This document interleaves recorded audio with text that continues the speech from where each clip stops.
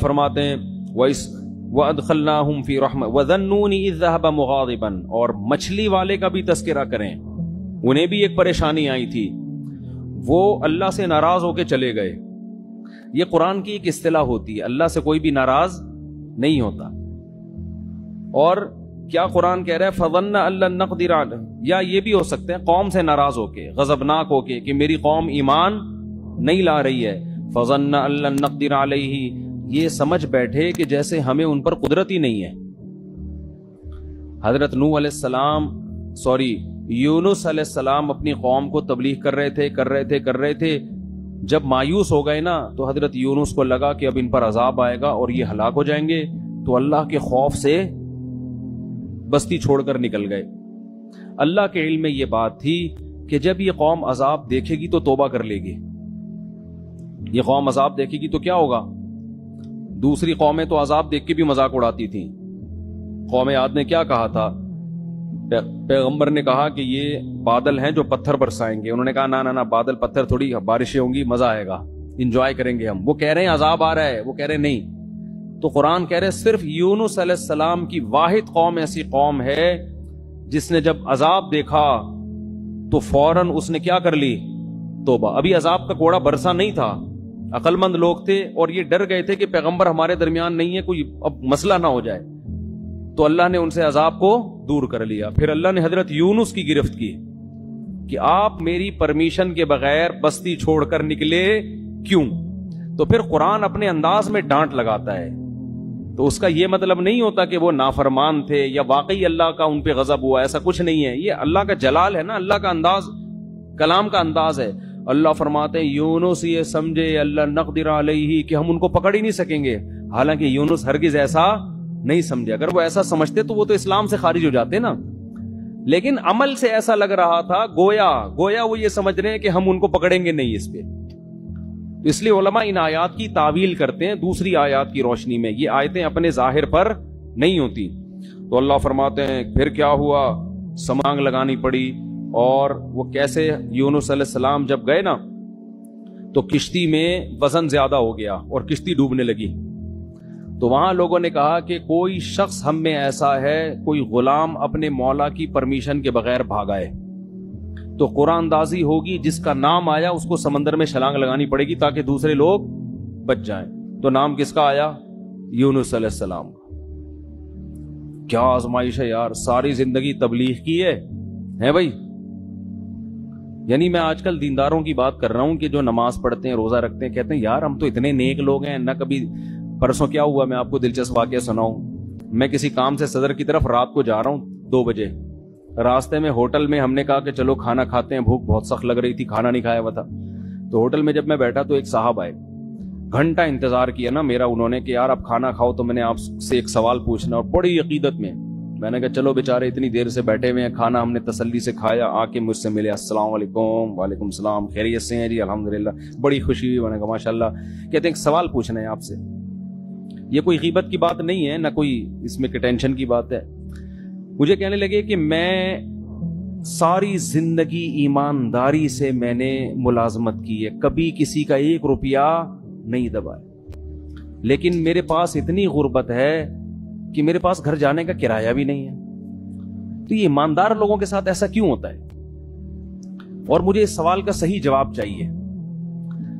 میں نے کہا بھائی بعض دفعہ ہوتا ہے، اللہ کی طرف سے آزمائش ہوتی ہے، عموماً تو ایسا نہیں ہوتا، ایماندار لوگوں کے مال میں اللہ برکت دیتا ہے، لیکن کبھی کبھار اللہ کی طرف سے آزمائش بھی آتی ہے اور بے ایمان لوگ ترقی بھی کر جاتے ہیں۔ پھر میں نے مثال دی سابق صدر کی،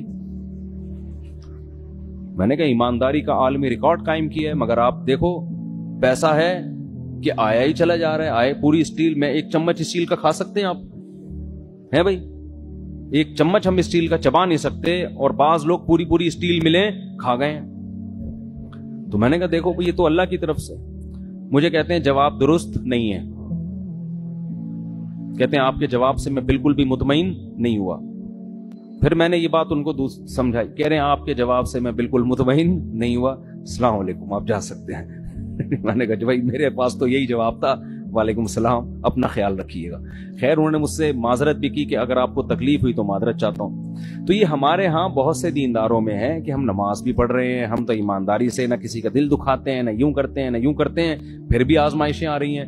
تو بھائی یونس علیہ السلام کو دیکھو، ساری زندگی تبلیغ کی ہے اور نکلے بھی اللہ کے خوف سے، یعنی اس لیے نہیں کہ تبلیغ چھوڑ کے معاذ اللہ بھاگ رہے ہوں، بھائی اللہ کا عذاب نہ آ جائے، تو اللہ کا عذاب تو ایسی چیز ہے کہ اس سے تو بھاگنا ہی چاہیے، لیکن نتیجہ کیا نکل رہا ہے؟ نام کس کا آ رہا ہے قرآن اندازی میں؟ حضرت یونس کو تو سوچنا چاہیے تھا کہ اللہ جب میں تیری ساری زندگی میں نے تبلیغ کی ہے اور اب عذاب آ رہا ہے تو میں بھاگ رہا ہوں، تو کنوینس کا انتظام کس کے ذمہ ہے بھائی؟ اے اللہ کم از کم بائی روڈ کا انتظام کر دے، یا بائی ایئر کا انتظام کر دے، یا شپ کا کوئی انتظام کر دے۔ یہ انتظام تو تیرے ذمہ، اپنے کرایہ خرچ کر کے میں کشتی میں بیٹھ رہا ہوں اور وہ کشتی کیا ہو رہی ہے؟ ڈاماڈول ہو رہی ہے۔ تو اس وقت ان کو خیال آیا ہوگا کہ کشتی میں ڈوبنے کا خطرہ ہے، کوئی بات نہیں، دوسرا کوئی بندہ یہاں سے اترے گا، ہم تو بچیں گے، کیونکہ ہم تو اللہ کے پیغمبر اور بہت نیک۔ عجیب بات، کسی کا نام نہیں آ رہا، نام بھی کس کا آیا ہے؟ یونس۔ تو اب جب نام آیا تو بھی اللہ سے شکایت نہیں کہ یہ کیا ہو رہا ہے میرے ساتھ، کنوینس کا اللہ نے کوئی انتظام بھی نہیں کیا پراپر ہے بھائی، اور ایسی کشتی میں بٹھوا دیا جو اب کیا کر رہی ہے؟ ڈوب رہی ہے، اور اللہ نے تو مجھ سے بڑے بڑے وعدے کیے تھے، اور اب اتنے درجنوں لوگوں میں نام کس کا آ رہا ہے؟ میرا۔ کچھ بھی نہیں ہے، چلو سمندر میں چھلانگ لگائیں گے، کوئی پھٹا وٹا مل جاتا ہے، کہیں تیر کے آدمی چلا جاتا ہے، کچھ نہ کچھ دیر تو زندہ رہتا ہے نا۔ ادھر سمندر میں چھلانگ لگائی اور مچھلی منہ کھول کے کھڑی ہوئی ہے، لے بھائی مچھلی کے پیٹ میں، لیکن ایک حرف شکایت کا نہیں آ رہا۔ قرآن ہمیں یہ سب کیوں بتاتا ہے؟ اللہ سے اچھا گمان رکھو، ہر غلطی اپنے کھاتے میں ڈالو، ہر غلطی نہیں بھی ہو تو بولو میں غلط ہوں۔ ہر غلطی کس کے کھاتے میں؟ بھائی میں ہی غلط ہوں۔ مجھے یاد ایک دفعہ ہم جب چھوٹے بچے تھے نا، اس وقت تبلیغ والوں میں بڑا جوش ہوتا تھا، اب بھی ہے لیکن وہ والا جوش رہا نہیں ہے، وہ بڑا جوش ہوتا تھا بھائی۔ وہ جب 3 دن کی جماعت آتی تھی نا، پورے محلے کو ہلا کے جاتی تھی، وہ ہر ایک کو لے کے، کوئی گٹر کے ڈھکن پہ بیٹھے ہیں اس کو سمجھا رہے ہیں، ادھر لے آ کے چائے پلا رہے ہیں، بڑا اب بھی ہے لیکن ظاہر ہے جو چیز شروع میں ہوتی ہے اس میں جوش زیادہ ہوتا ہے، تو وہ بہت محنت تھی۔ تو کیا کہہ رہا تھا میں؟ نہیں، مچھلی کی بات، ہاں۔ تو مجھے یاد ہے ان میں ایک ساتھی تھے، انہوں نے جماعت میں بہت وقت لگایا ہوا تھا، سال لگے ہوئے تھے ان کے، اندرون ملک بیرون ملک، بڑے محنتی اور بڑے متحرک۔ تو ایک دن وہ بس میں میرے ساتھ بیٹھ گئے، ہم سفر کرنے لگے، تو میں نے ان سے بات کی، میں نے کہا اللہ نے آپ سے بڑا کام لیا ہے، بہت کام لیا ہے، بہت لوگوں کو اللہ نے آپ کے ذریعے ہدایت دی۔ تو مجھے کہتے ہیں بھائی میں تو کام بگاڑنے والے لوگوں میں سے ہوں، تبلیغ میں کچھ لوگ ایسے لگے ہوئے ہیں جو کام کیا کر رہے ہیں؟ بگاڑ رہے ہیں، تو میں بھی انہی نالائقوں میں سے ہوں۔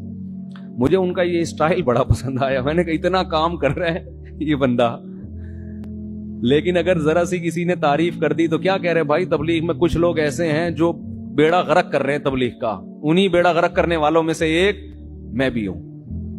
اب کوئی بے وقوف ہوتا تو کہتے پھر نکل جاؤ تبلیغ سے، ٹھیک ہے نا؟ تو یہ تواضع ہے کہ بھئی ہم کیا کر رہے ہیں، ہم تو کام بگاڑنے والوں میں سے ہیں۔